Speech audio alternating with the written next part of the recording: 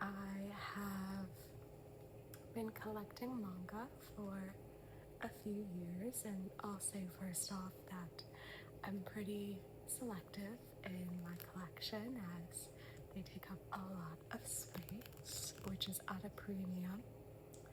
But I have a couple of specific types of tropes and things about a manga that really draw me to them, and I'll say what I have right here is probably my favorite of any manga, and it's all of those boxes. So I was super thrilled to hear that this amazing series by Kamome Shirahama was getting an anime release this year, and I know the anime is out.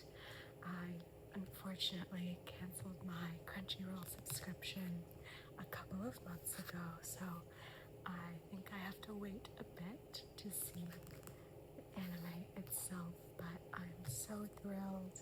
The art is amazing, and this is one of those anime that has so much heart, and I think it is so much deeper than it seems just on a cursory look, and can be enjoyed from so many different angles. So I'm really thrilled to be able to share with those of you who may be anime only or who haven't caught up with the series what the full collection of English released manga looks like. I will also say, as I am a manga reader, not an anime watcher, I may pronounce some of the names a little bit differently than what you may see in the show, so apologies in advance. This is just my pronunciation, so please be kind about that. But of course, we have here the amazing series Witch Hat Atelier. Witch Hat Atelier. And for those of you who aren't as familiar with it, I think it has so much joy and, of course, quite literally, magic, but has so much sense of wonder and exploration, creativity, the act of creating, and different attitudes that may surround that. It has a really interesting world building around the laws of magic and why certain customs are in place. And I'll try not to be too spoiler heavy, but just a warning before we dive too deep that I may be touching on some characters who haven't been introduced in the series yet, and some overarching conflicts that pop up a little bit later, so apologies. This may not be for you if you want a spoiler-free review or look at the anime itself.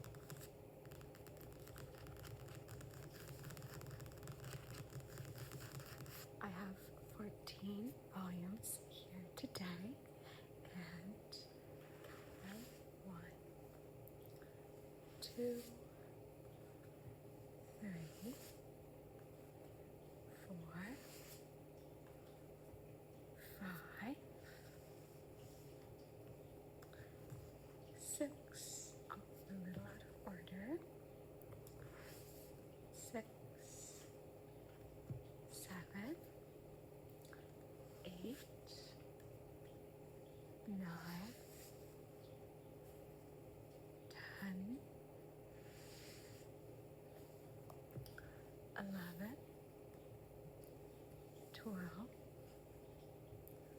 13, and 14. So there definitely are more that have been released in Japanese than what I have here, but I'm an English reader, so this is just the series that I've seen released so far. We will pull back up the covers of our brave heroine here, and I'll read you the back of the first volume to give you a great starter primer on the series. Meet young Coco, curious and bright, and desperate to learn how magic's wrought. But witches keep their secrets hidden tight, and witches, Coco knows, are born, not taught. And one day Coco spies upon a witch, as he prepares the charms for which she yearns, and sees that, like her skill with thread and stitch, the truth is magic's something she can learn. Now with this knowledge, Coco starts to try to teach herself the witch's way with charms, and yet her aspirations go awry, as Coco's magic causes grievous harm. To set things right, young Coco leaves her home, and so begins the tale within this tome. So in Witch Hat Atelier, we step into a world of magic and those who do not have magic. Now, the rest of the broader world believes that magic is something one is born with the ability to use or not. And young Coco is born outside of that circle and has always been fascinated with magic. But she realizes, much to her dismay, that magic is simply the ability to draw spells, and anyone can use it. And hopefully not spoilers very early in the series, she does try out a spell and freezes her mother in stone. And this is part of a forbidden set of magic types that affect the human body, among other things. And so not only is it very dangerous that she knows that magic can truly be cast by anyone, but she has right off the bat accidentally used forbidden magic. So Jeffrey, which comes and finds her and takes an immediate interest in her abilities and interest in magic. He also has, I would say, some hidden stakes with this as well. And he says that he will train her and she can join his atelier of young witches learning to use magic. So right off the bat, some really interesting stakes of the witches wear these brimless caps to show that they align with the code of magic and they have nothing to hide. And then there is a secret shadowy group of brim-capped witches. And these caps, of course, have a brim hiding their identity, and they are interested in breaking those norms of magic and bringing it to the wider world, rather than gatekeeping it behind rules and this misconception that it's something innate. So what I love about this series is it has everything I'm really interested in. It has really interesting world building. I love the take on magic, and you can tell Kamome Shirahama is really interested in art and creation and the cost of that personally, how people feel about their abilities and art and creating in general, who has the right or the correct reason to use certain tools.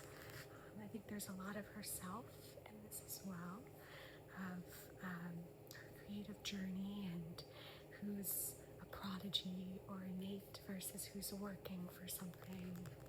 There's just so many layers to it, both the plot itself, figuring out who the green caps are, what they want with Coco, how Kifri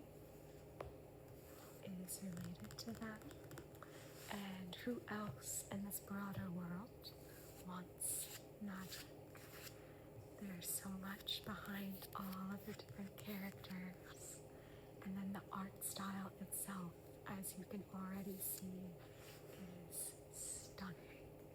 I think Kamome Shirahama has an amazing eye for clothing design. Of course, is a fantastic draft artist. You can see just the level of detail and precision, amazing framing, these beautiful Art Nouveau inspired geometric frames, and then just so much love and personality in all of the character depictions. So cute, so cute. So I think the art is just so gorgeous. I love the mix of inspirations. There's a lot of Eastern European or Northern European embroidery, and then kind of Middle Eastern silhouettes. You have architecture from a variety of different areas. So I think it's really inventive and fantastical and just beautiful, really beautiful. And every single page is like that. The skill is just amazing. Here we have Kifri. It's one of, I would say, the most beautiful characters in this whole series. I love his design, and I love how he's portrayed really ethereally, but can also be kind of intimidating and a little bit scary sometimes. Just look at Coco, she's so cute, so cute. I think as well, this series is really, I would say, beautiful in that it's, I would say, very innocent. It doesn't sexualize the characters at all. The kids are just kids. They're allowed to be kids. They're gorgeous, but you know, they're just children. So they have very age-appropriate outfits. The father mentor figures are very much overall father-mentor figures. So I really like that. I think sometimes I can get a little weirded out in some manga, like boundaries of different relationships, but I think this one's just really sweet. But there's still some pretty intense stakes, and the younger characters do have to face a lot of challenges. Just look at this amazing, amazing design of the Atelier. These beautiful landscapes. So cute.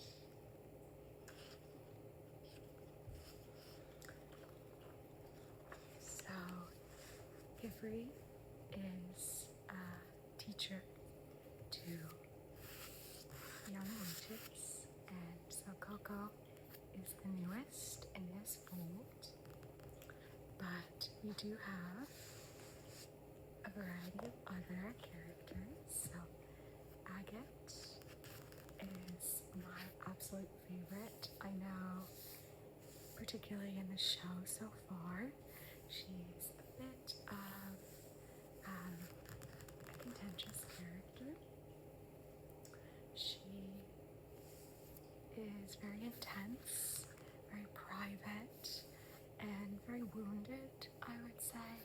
She's a perfectionist who has never been able to live up people's expectations, and I think she takes out that frustration of herself, and also her frustration of feeling the need for that validation out on other people. I don't know, I guess I see a lot of minor struggles in Agate, and I adore her. I think she's such an interesting character, and she isn't just immediately likable. And her relationship with Coco, who comes into magic full of awe and just so thrilled to even be there, despite all of the horrible things that have happened to her as well. They come in with such a different attitude, and I think they learn a lot about each other and about magic. Coco learns maybe respect about the power she's wielding and the sense of responsibility. And I think learns to forgive herself a little bit, and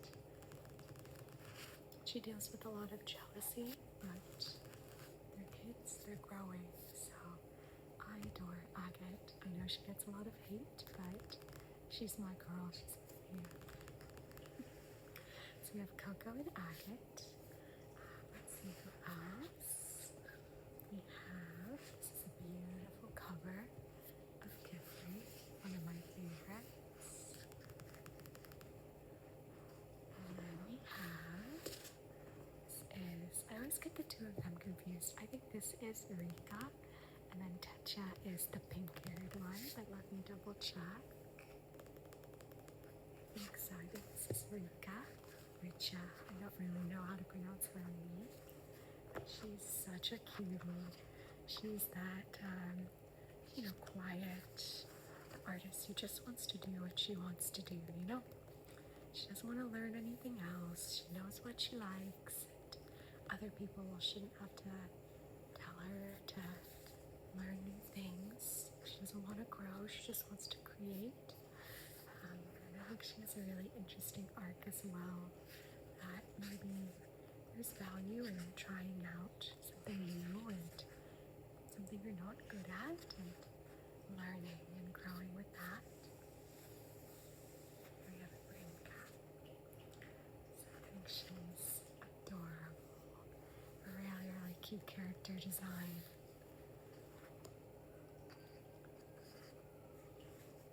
It's one of the minor characters. Another witch from a different atelier, but each character, no matter how many issues they appear in, has so much care and personality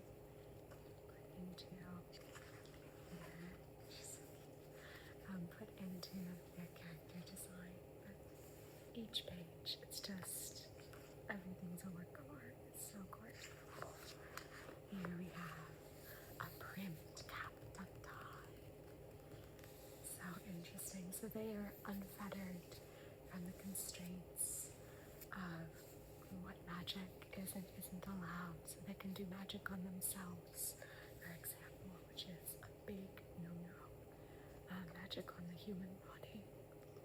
But I think it's so interesting, the idea of who gets to use magic and any tool or power, what is good and what's bad, and who gets to define that.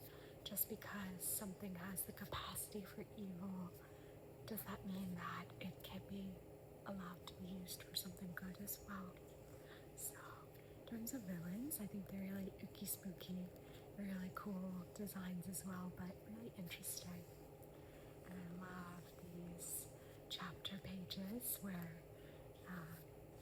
Kamome Shirahama gets to put the characters in more fantastical outfits. You can tell clothing design is like a real love, which I agree. The girls are always serving looks.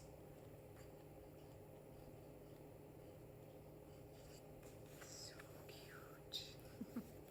And then this is another fan favorite character, the brush buddies, who are like the little pets they follow along. They love the ink that the witches use. It's so cute. So this is Rika, Richa. And then last but not least, find her. We have Techa.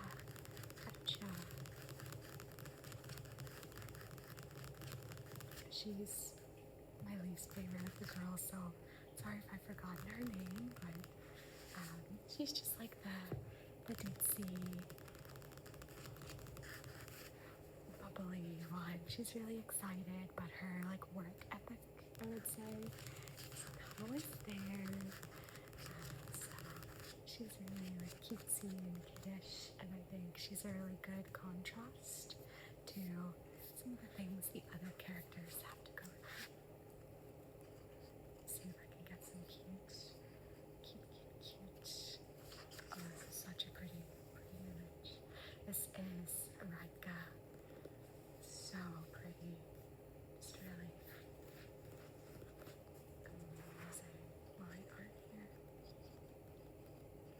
Just flip through some. I think some of these may get a bit ahead of series, so I won't dive too much into all of the characters.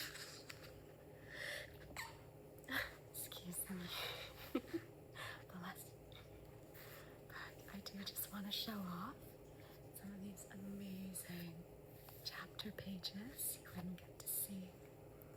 And I would frame each and every one of them. They're just so stunning. He's so pretty. He's so pretty. I like that he's a little scary. I think he's so interesting. And there's always this really lovely, like, above the wave tops, this joy and wonder at magic, and then there's this kind of horrifying, darker element below how the magic can actually be used. So they're so innocent and trying to learn and be good, and there's always something a little more nefarious that maybe they're not fully grasping. And Coco is very much on the precipice, I would say, of coming from the outside, aligning with the brim caps of why can't magic be used to help people in all capacities? Why do we set limits on ourselves? There are these fantasy scenes of if Coco goes to the brim caps, and they always have the best fashion. They're so cool. I love the like darker vibe, so I love brim caps. I think they're really interesting. Here's what the magic looks like. Even the magic system, I think, is so pretty, and getting to learn about it throughout the volumes is so cool.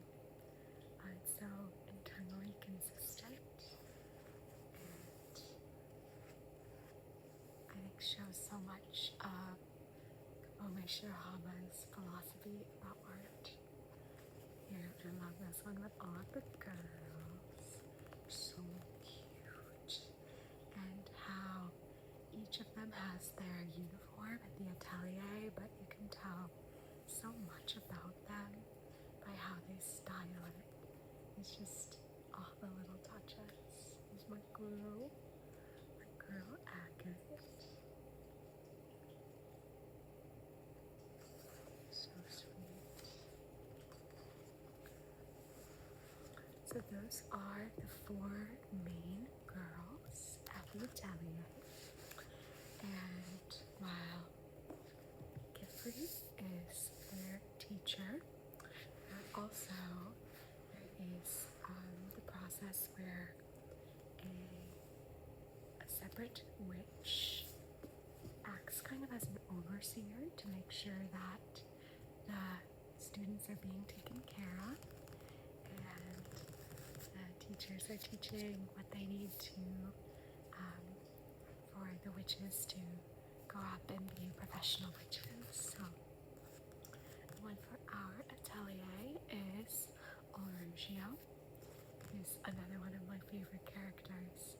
I think the two of them have such an interesting relationship and history, and I think they're fan favorites as well, the two of them. They're just two dads trying to take care of their wayward girls, and we love that for them. But I think he has such a cool character design as well. They're such an interesting pair. So we love Olorugio in this house, even though he's kind of a lazy.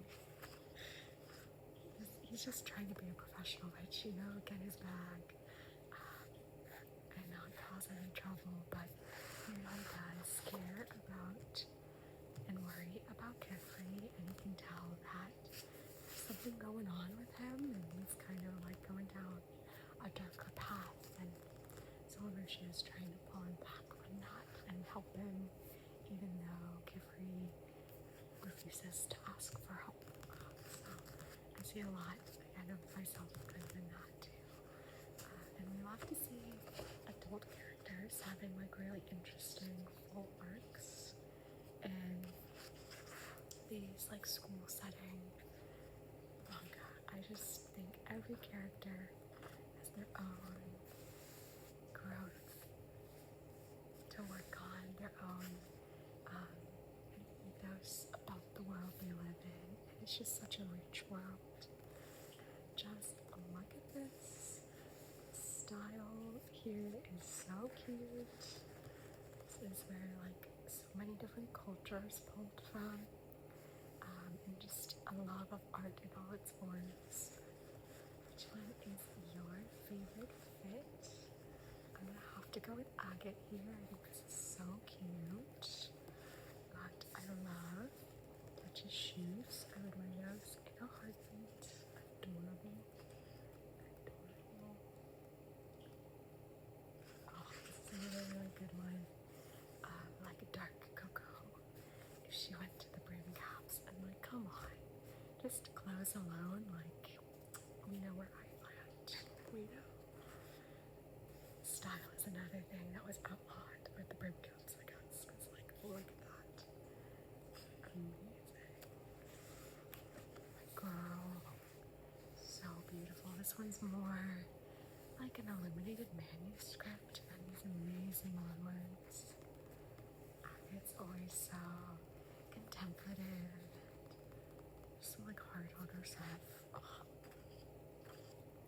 so pretty.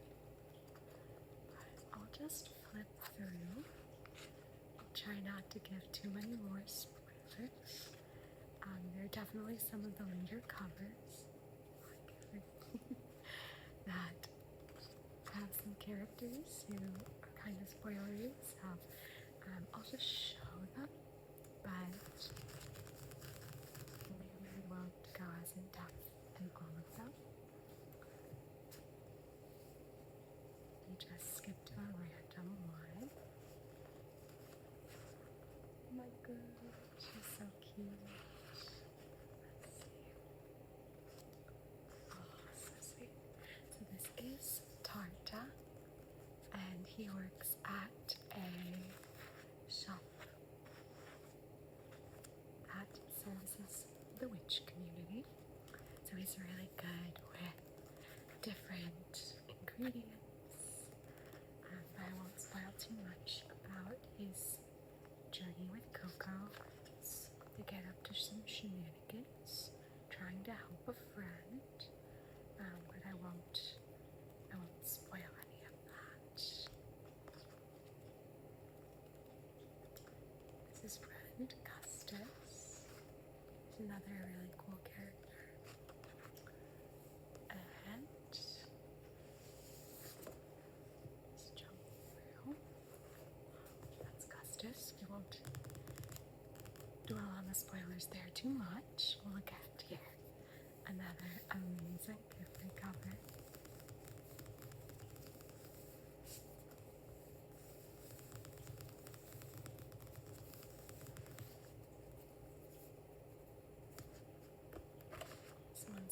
far in, so just look for any like really pretty full page illustrations because I think any of the texts are going to be pretty spoilery. But just another one. So pretty, so pretty. It's really inspired by Art Nouveau. So the Knights of Morales who enforce the code of witches. I love these staffs that look like a rune. They're super cool. Really inspired by Art Nouveau by Alphonse Roja.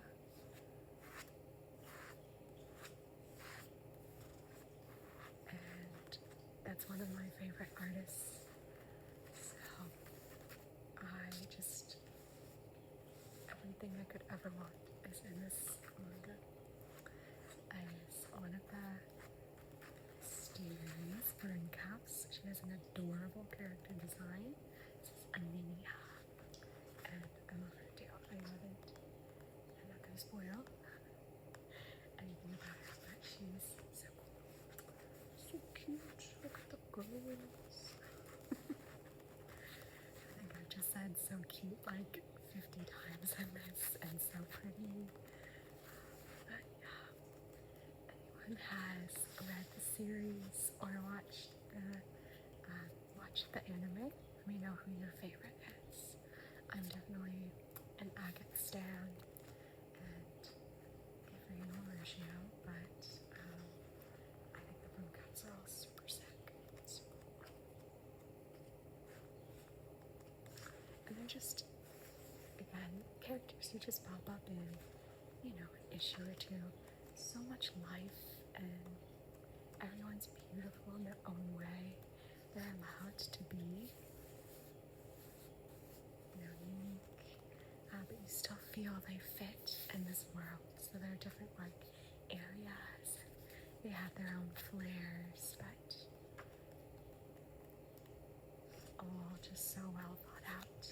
And then at the end, you can learn a bit more about the world. So they have the different ciphers and information about the creatures in the world. It's just such a beautifully rich story. I'll do just to flip through this one because it has Maguro on it. And then the king on the back.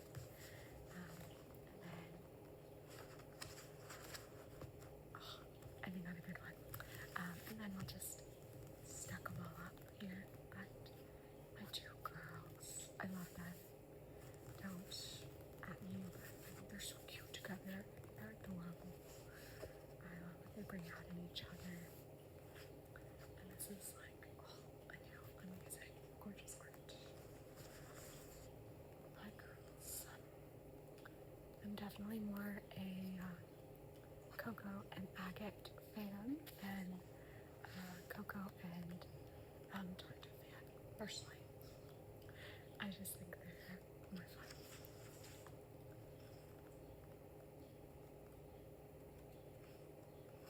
Not that we're shipping children, but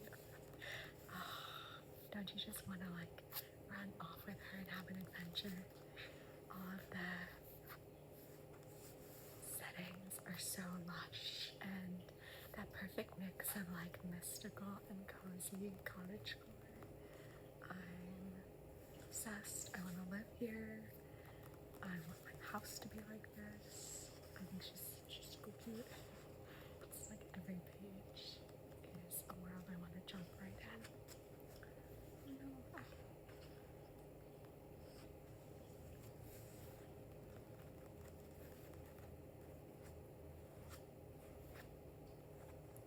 And such amazing mastery of clothing and motion, flow, and composition. So you can absolutely feel the different weights of the fabrics. Beautiful hands as well. Just, I think one of the best mangaka in the game. So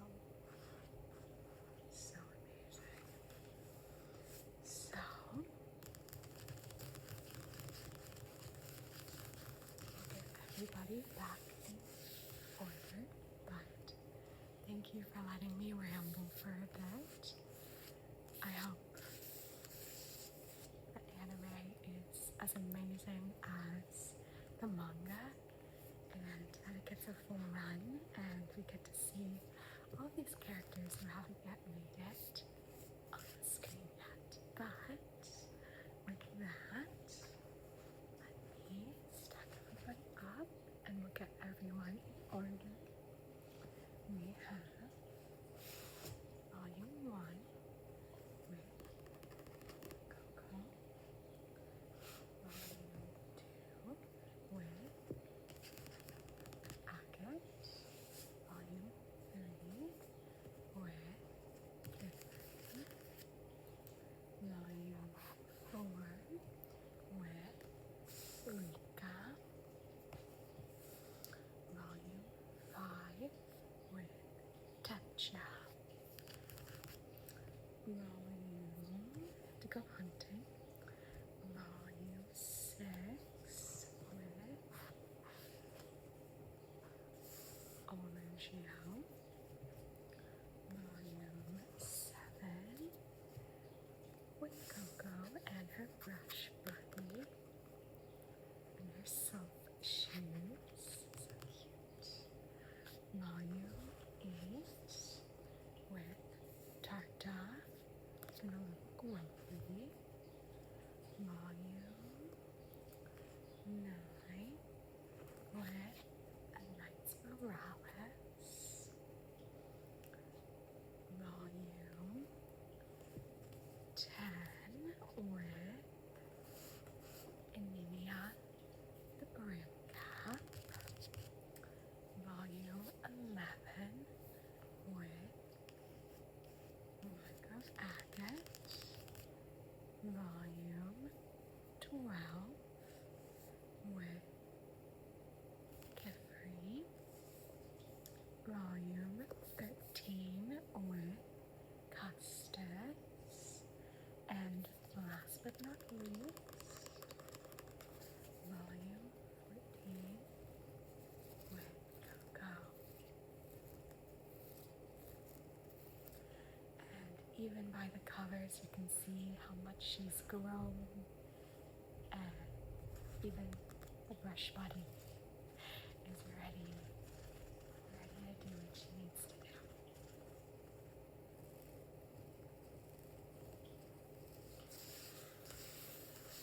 Thank you for stopping by to learn a bit more about the Magpies collection.